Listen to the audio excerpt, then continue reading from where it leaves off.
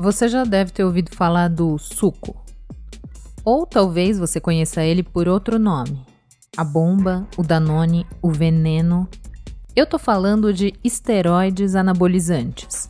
Substâncias cuja promessa é levar seu corpo onde você só chegaria com anos de muito trabalho. Fake Daddy! Por muito tempo, a popularidade dos anabolizantes estava restrita a marombeiros profissionais e fisiculturistas.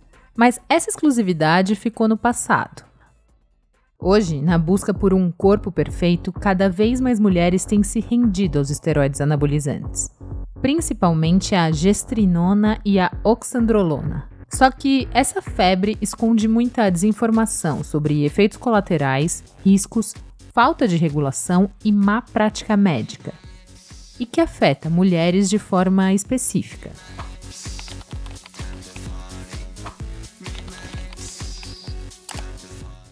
Esteroides anabolizantes são hormônios sintéticos feitos em laboratório. Boa parte deles busca reproduzir os efeitos da testosterona, principalmente os efeitos anabólicos da testosterona, que são os que facilitam o ganho de massa muscular e a perda de gordura corporal. Só que isso vem acompanhado de outros efeitos, que são chamados de virilizantes. Por exemplo, o crescimento de pelos, inclusive no rosto, a queda de cabelo, a acne grave, o engrossamento da voz e o aumento do clitóris. Esses dois últimos são irreversíveis. O grilo cresce, mas não só cresce o grilo, como cria hipertrofia, uma anomalia, como também cresce barba, cai cabelo, fica com cara de cavalo, porque o rosto fica quadrado por conta dos hormônios. Fica com o peito caído, porque você começa a emagrecer, depois ganhar, emagrecer, depois ganhar. Mas aí cresce a bunda, as pernas, fica com fogo na tarraqueta, quer dar pra, sabe? É efeito colateral. Mas o problema mesmo está em outros efeitos colaterais, que são invisíveis, mas que são bem mais perigosos.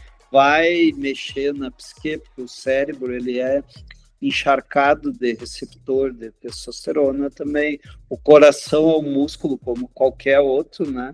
Então pensa que toma um medicamento, usa um hormônio, ele vai só no músculo estriado, lá periférico. Ele vai na parede do vaso sanguíneo, tem músculo. No coração tem músculo. E em doses altas ele se liga ali também, né? Os anabolizantes aumentam o risco de falência cardíaca, problemas no fígado, aparecimento de tumores e de câncer de mama.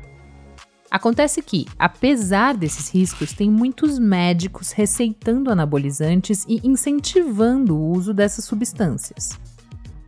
São doutores e doutoras com milhares de seguidores nas redes sociais que se declaram especialistas em hormônios ou em hormonologia, que nem é uma especialidade médica. E tem cursos online que multiplicam esses supostos especialistas por todo o Brasil. O problema, eles fazem cursinho de formação de fim de semana, né? 2, 3 dias os caras saem especialistas. E é tudo receita de bolo, é Ctrl+C, Ctrl+V, e aí os caras saem aí a prescrever. Nesse universo, anabolizantes não são usados só para alcançar um corpão.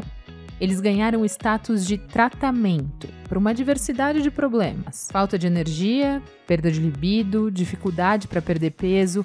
Tudo é diagnosticado como um problema hormonal, uma baixa testosterona. Para a gente resolver isso e você voltar a dormir bem, a gente vai ter que repor seus hormônios, viu?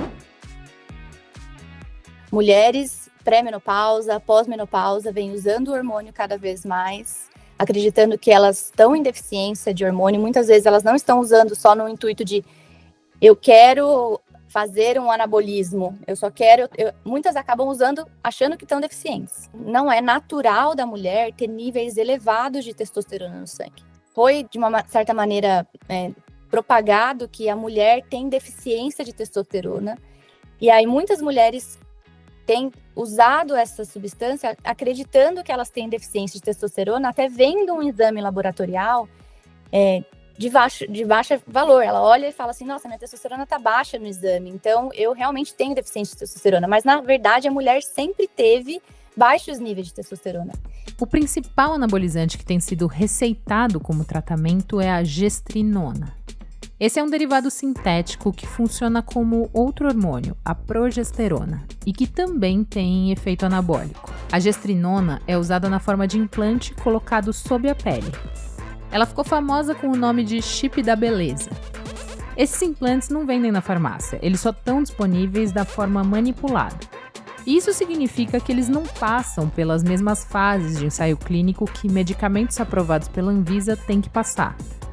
E significa também que um só implante pode ter uma combinação de diferentes tipos de anabolizantes. Em agosto de 2024, 16 entidades científicas e médicas pediram que a Anvisa proibisse a fabricação, comercialização e a propaganda dos implantes hormonais. E eles chegaram a ser proibidos no mesmo ano, mas a proibição durou pouco. A regulação dos implantes hormonais virou um debate quente no Senado Federal, com médicos e pacientes contra e a favor. E o responsável por presidir a sessão, o senador Jorge Seif, aparentemente pouco imparcial. E ainda ontem eu estava vendo um vídeo, senhora Karina, em que o especialista dizia o seguinte, a diferença do remédio para o veneno é a dose, né?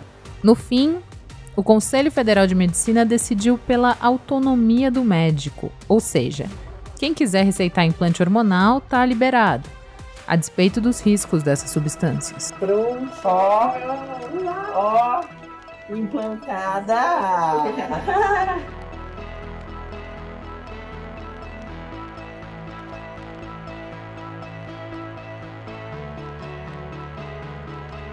Além de prejudicar a saúde física, os anabolizantes também são um perigo para a saúde mental. Afinal, se com eles você pode alcançar sua melhor versão, quem é você sem os anabolizantes? Ou entre um ciclo e outro? Eu também não me lembro de ver alguém falando sobre esse colateral, que pra mim foi o pior colateral de todos disparado, que é o colateral psicológico. E quando a gente usa aquela famosa frase de que shape de anabolizante é shape alugado, serve também para a questão psicológica. Aquele psicológico que você tem ali enquanto você tá utilizando, ele é alugado. Não é algo que vai se manter com você quando você cessar o uso. Pelo contrário, vai ter um rebote em que seu psicológico vai ficar muito pior porque você se sente mais fraco, se sente mais indisposto, você se sente um merda. As suas cargas no treino começam a regredir. Você fica pensando, meu Deus, o que eu estou fazendo na minha vida? Eu odeio treinar. A oxandrolona e o chip da beleza são mais uma alternativa num vasto cardápio de medicamentos, procedimentos, tratamentos e receitas milagrosas que prometem um tão almejado corpo perfeito para as mulheres. Um padrão de corpo que mudou bastante ao longo da história, mas sempre impondo custos muito altos, sem nunca parecer alcançável. Muitas vezes há uma associação falsa entre esse corpo ou mais magro, por vezes foi o corpo mais magro mais desejável, né? Então, ou um corpo mais magro ou um corpo mais musculoso, visto como um corpo mais saudável, quando não necessariamente é, né? Porque para você chegar, por exemplo, nessa magreza, ou para você chegar nesses músculos, você passou por uma série de procedimentos e de ingestão, né, de fármacos que podem estar te colocando em risco. O sucesso dos anabolizantes é o resultado de um oportunismo do mercado e da irresponsabilidade de alguns médicos. Os dois se aproveitando de uma falta de regulação e da busca sempre atualizada das mulheres por aprimorar a própria aparência. Uma busca que hoje não é só sobre ser, mas também sobre aparecer. Faz parte do processo você mostrar, sobretudo nas redes sociais, que você fez esse autoinvestimento. Eu quero dizer que eu fui capaz, nessa sociedade em que muitas vezes a gente tem uma cidadania, entre aspas, que se caracteriza muito mais pelo consumo do que pelos direitos, né? É quase como se fosse assim, olha, veja como eu fui capaz de ter recursos, de ter tempo, de ter informação, e aí eu fiz a transformação corporal que eu queria. Então, a minha agência, enquanto pessoa, né, ela fica muito enredada por essa tentativa de mostrar como eu fui capaz de fazer de mim, essa frase que se usa muito, a melhor versão de mim mesma.